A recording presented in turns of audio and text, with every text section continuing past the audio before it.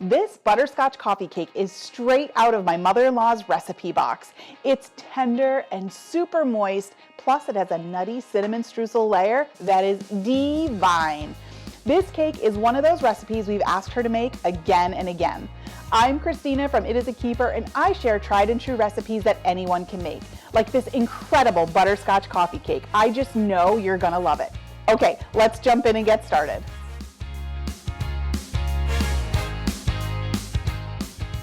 So the first thing we need to do to make our butterscotch coffee cake is to get the cake going. And this is super easy. It starts with a boxed yellow cake mix. So we're going to put bag and all, the entire thing in there.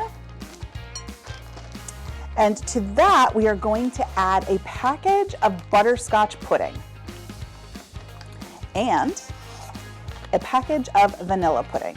Now, I have made this cake with the sugar-free versions of the pudding, and you don't miss the sugar. But trust me on that. There's enough sugar coming in other parts. You really don't miss it. So if you can find sugar-free butterscotch and vanilla pudding, by all means, feel free to substitute that. Next up, we're going to add a couple of eggs. So here I have 4 whole eggs. I use large eggs whenever I bake. And if you keep your eggs at room temperature, let them come up to room temperature before baking with them, they'll incorporate much easier into your recipe. Just a little inside trick. Not really a trick, just a tip. Alrighty. 4 eggs. And to that we're going to add some vanilla. I never measure vanilla. I probably should, but I don't. Okay, next up, a couple more ingredients. A little bit of water. And some vegetable oil. All right, that's it. We're gonna turn on the mixer for about 2 minutes and get everything combined.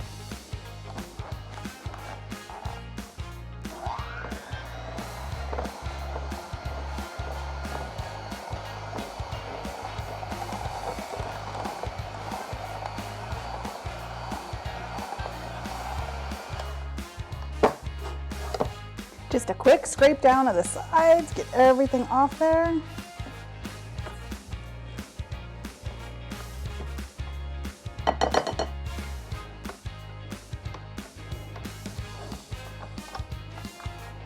And back at it.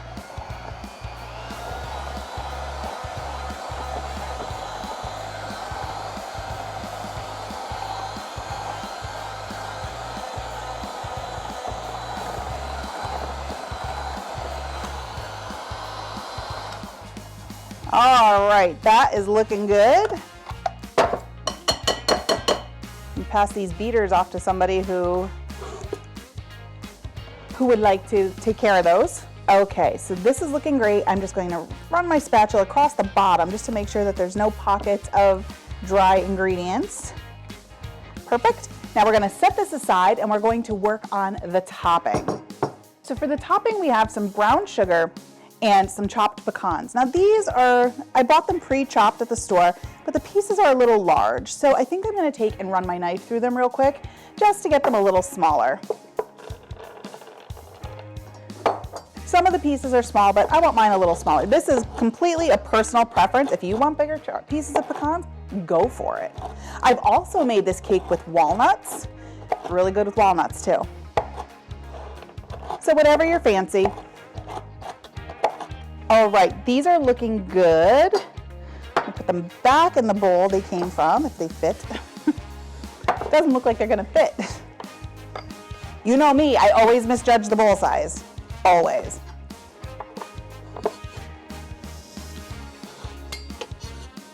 Okay. Brown sugar, chopped pecans, mix them together. And that's really all there is in this topping. It's super duper easy. Alrighty, this is looking good. Just make sure you have a good sugar to pecan ratio here. All right, I'm gonna set this aside.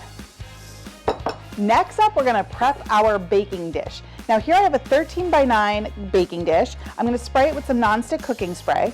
Now, My mother-in-law, Sonia, she would make this in a bundt pan. She was like the queen of bundt cakes. So you can definitely do it in a bundt pan if you'd like. I find the 13 by 9 easier to make. That's just me. And we all know I'm lazy when it comes to that. But if you want to be fancy, go with the bundt pan. Now we're going to take half of our batter, and I like to do a little less than half, and pour it into the bottom of the pan. So probably like that much. And then I'll just take my spatula and spread it around so we get an even coating on the bottom. The batter is kind of thick with all the pudding mixes in there, but you'll see it makes such a tender cake. Okay, looking good. Now for our topping slash filling. We're gonna use about half of this, and again, I kind of use a little less than half just so I have enough for sure on the top. So just kind of sprinkle that around. No need to be precise or fancy. Perfectly imperfect. All right. Yeah, maybe one more. It's a nice little surprise when you cut into this cake and you get the crispy, crunchy filling. That change in texture is so good. Okay, next up, rest of the batter. Now I try to spread it around as I'm pouring it in. It just makes it easier. All right, I can't do it that way. Pardon the bottom of the bowl.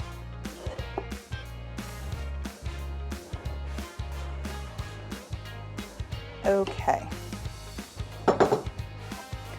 And then carefully smear that batter to the edges. And it's okay if some of the topping comes up, because guess what? The rest of it's going on top. You won't even notice. All right. So I'm just going to get all that delicious batter off the spatula. And then last but not least, the rest of our topping goes right over top.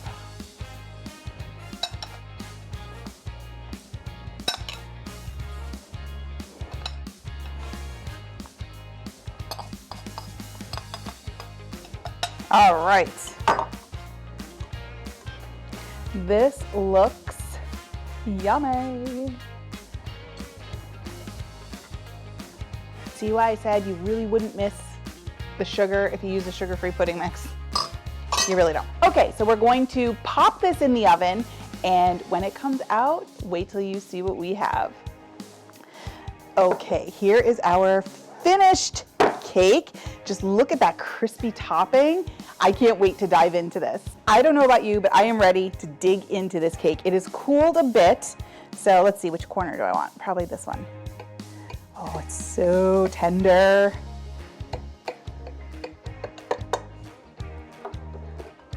All right.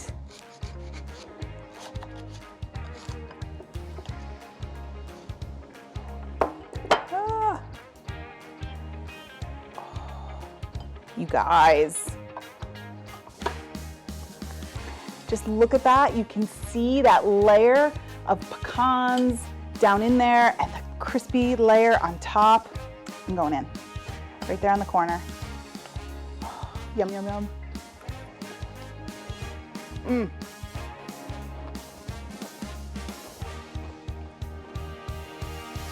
I love the crunch from the pecans and the cake. The cake itself is so super duper moist from the 2 packages of pudding mix. You guys, this is incredible. Cup of coffee and you are all set. This butterscotch coffee cake is definitely a keeper, and my mother-in-law would be so proud.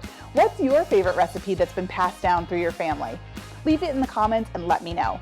And if you want another to die for cake, make sure you check out my pig picking cake. Thanks for joining me today. You can get the full printable recipe in the video description below. I'll see you next time. Bye.